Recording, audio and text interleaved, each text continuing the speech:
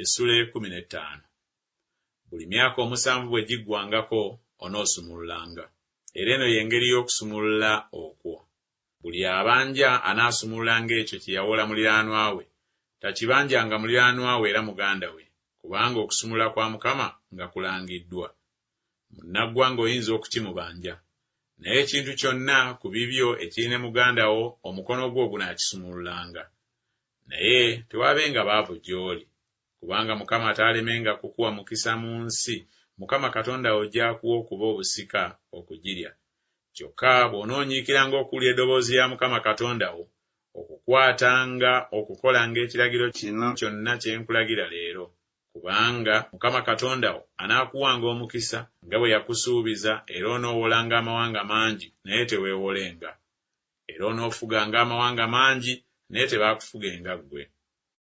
Abanga gy'oli omwavu omu ku baganda bo munda w'oluggi lwonna ku nzigi zo mu nsi Mukama Katonda wo gy'akuwa, tokakanyazanga mutima gwo so tofunyanga ngalo zo eri muganda wo omwavu.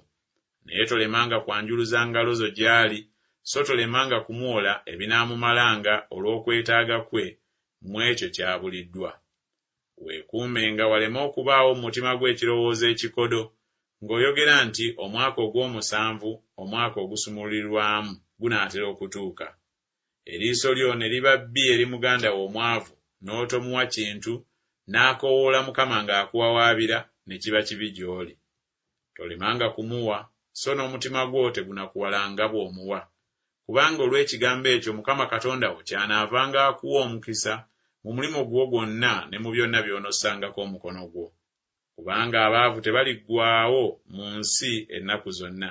Kyenva nkulagira nga njogera nti tolemanga kwanjuluza ngalo zo eri muganda wo, eri ababo abeetaaga, era eri abaavu bo mu nsi yo.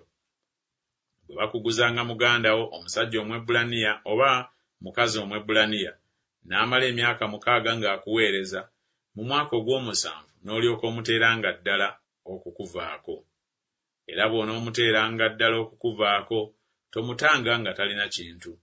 Onoomulabiranga ebingi ku mbuzi zo ne ku gguuliro lyo ne ku ssogolero lyo, nga Mukama Katonda wo bwe yakuwa omukisa, bw'onoomuwanga bw'otyo. Era onojjukiranga nga wali muddu mu nsi y'e Misiri, Mukama Katonda wo n'akununula, kyenva nkulagira ekigambo ekyo leero. Awo olunaatuukanga bw'anaakugambanga nti sijja kufuluma kukuleka, kubanga akwagala ggwe n'ab'omu nnyumba yo, kubanga alaba ebirungi ewuwo, n'olyoka oddiranga olukato n'oluyisa mu kutu kwe n'okwasa n'oluggi, naye anaabeeranga muddu wo ennaku zonna. Era n'omuzaanawo bw'onoomukolanga bw'otyo. Tolowoozanga nga kizibu bw'onoomuteeranga ddala okukuvaako, kubanga yakuweerereza emyaka 6 okusinga emirundi 2 oyo aweerereza empeera. Era Mukama Katonda w'anaakuwanga omukisa mu byonna by'okola. Ebibereberye byonna ebisajja, ente zo n'embuzi zo bye zinaazaalanga onootukuzanga eri Mukama Katonda wo.